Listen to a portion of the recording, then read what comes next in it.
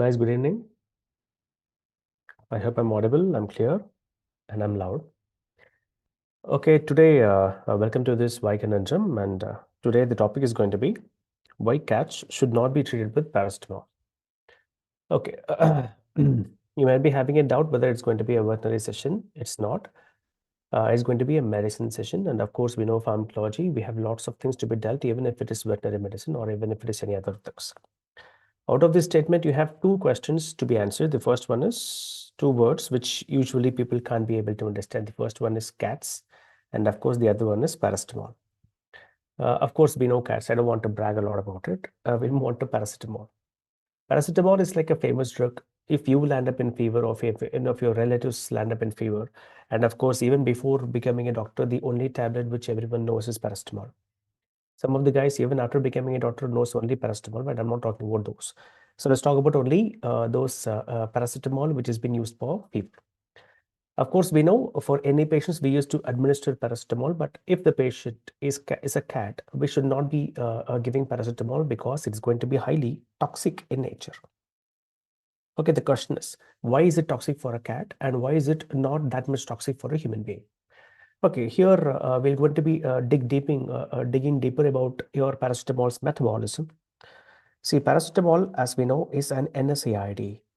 What is an NSAID? Non-steroidal anti-inflammatory drug. But we'll just tweak the name a little bit. We're not going to be calling it as NSAID. Instead, I'm going to be calling it as a non-NSAID. Why is it called as a non-NSAID? Of course, we know AID stands for anti-inflammatory drug.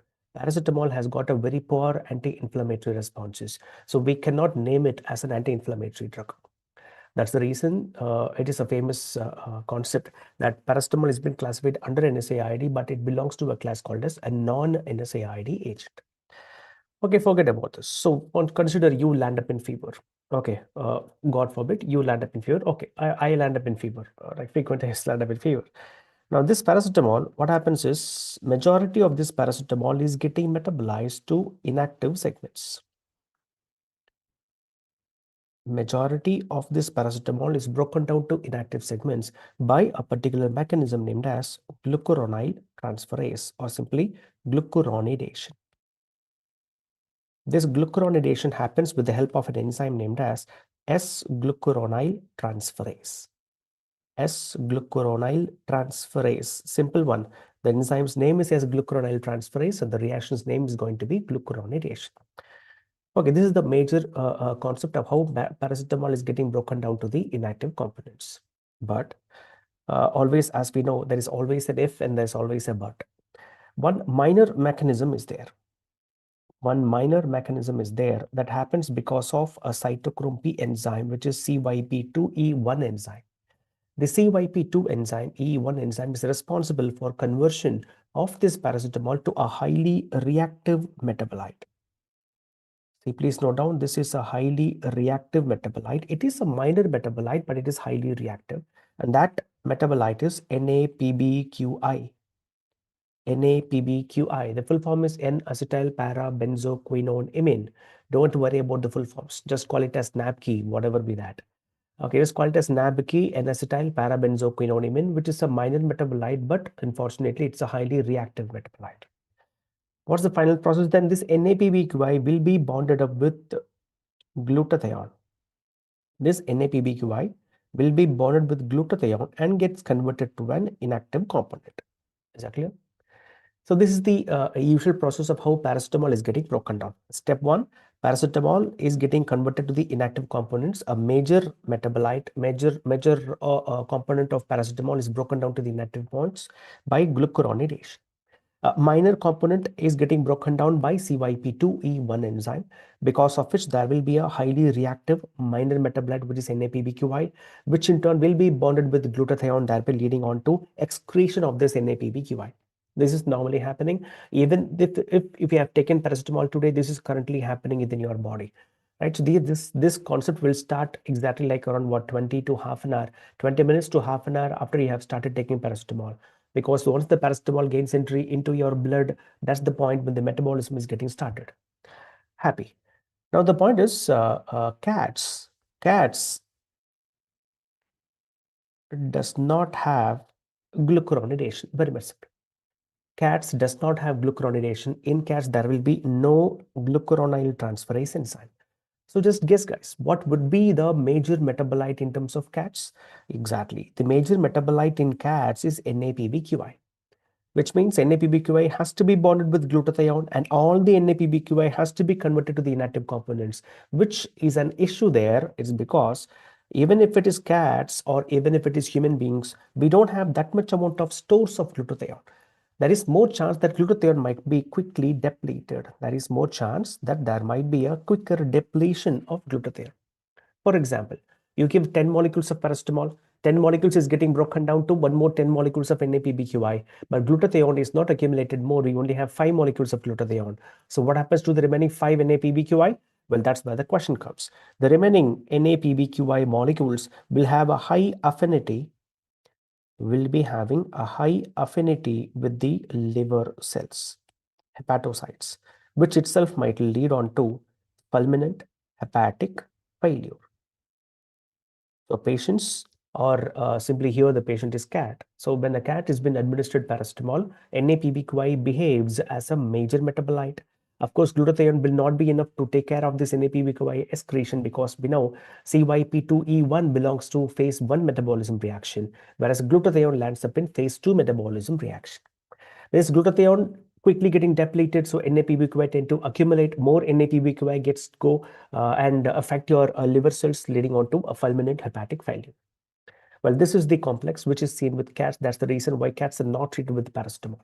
Okay, sir, but what's it to us, right? If you are a like medico, like who are trying to treat human beings, what is it important to know that? Yes, it is important to know that, but not because of this, not because of this glucuronidation or glucuronyl transferase. We have glucuronidation, we have glucuronosyl transferase, but the issue is if a patient is a chronic alcoholic, understand this point. If a patient is a chronic alcoholic, okay. The point here is just imagine we have a chronic alcoholic who is taking alcohol on a daily basis and he decides to commit suicide on a single day. So he just takes up around like 20, 30 or 40 tablets of paracetamol, puts it up inside his drink and drinks it along with alcohol. Now what happens to him? Do we expect more chances of if the patient is more prone to land up in hepatic failure or not? Yes, that's the $1,000,000 question. The answer for that question is, of course, most of you would have guessed, yes, these patients are more prone to land up in fulminant hepatic failure. But why is that happening? The thing which you are currently thinking, I can see that from the eyes here itself, buddy. You are thinking that the patients are already suffering from liver failure. So when the patient takes too much doses of paracetamol, they might land up in quicker hepatotoxicity. That is not the exact reason behind it. Okay, you have to understand one major point. A chronic alcoholic is a microsomal enzyme inducer. As we can see here, CYP enzyme inducer. So now what happens, guys? Even if the patient is having glucuronosyl transferase, even if the patient is having a good amount of glucuronidation, because of the induction of CYP2E1, NAPBQI behaves as a major metabolite in a chronic alcoholic patient. I hope you can catch this point because this is extremely important part. A chronic alcoholic will tend to induce CYP2E1 because of that induction. Paracetamol will be converted to NAPBQI more, which leads on to quicker depletion of glutathione molecules. Because glutathiones are quickly getting depleted, what will happen to NAPBQI? That's it. It has got no bounds. It will go reach to the liver cells, bind with the liver cells, damage it, leading on to fulminant hepatic failure. So we have understood certain questions behind this first question. What is the primary mechanism of elimination or metabolism of paracetamol? Glucuronidation. What is the minor metabolism? CYP2E1 followed by glutathione conjugation, which is quickly, whereas the major concept of glutathione is there is more chance to get quickly depleted. Now, which patients are more prone to land up in paracetamol toxicity? Chronic alcoholics. And why are they more prone to land up in chronic alcoholics? The answer is they are microsomal enzyme inducers. They might induce CYP2E1, thereby NAPBQI will be synthesized at a quicker rate and a quicker depletion of glutathione. I will be able to answer one more question from this if we could follow that up. Children are more prone to land up in paracetamol toxicity. Again, why is that? Because children has got less glutathione stores. If adult has got 5, children will be having only 2. Simple way to understand it. So if children are having lesser glutathione stores, even if children are treated with a normal dose of paracetamol, there is more chance to land up in fulminant hepatic failure. Okay, so we have discussed multiple questions in this why conundrum. Moving back to the famous question, what's the question, guys? Why cats are not administered paracetamol? This is entirely different. We're not dealing with the minor metabolite. We are dealing with the major metabolite. Cats doesn't have this glucuronosyl transferase. So there will be a major metabolite, which is NAPBQI. That's it for today's why conundrum, guys. So if you have any doubts, please put it up in the chat box. Thank you so much and good night.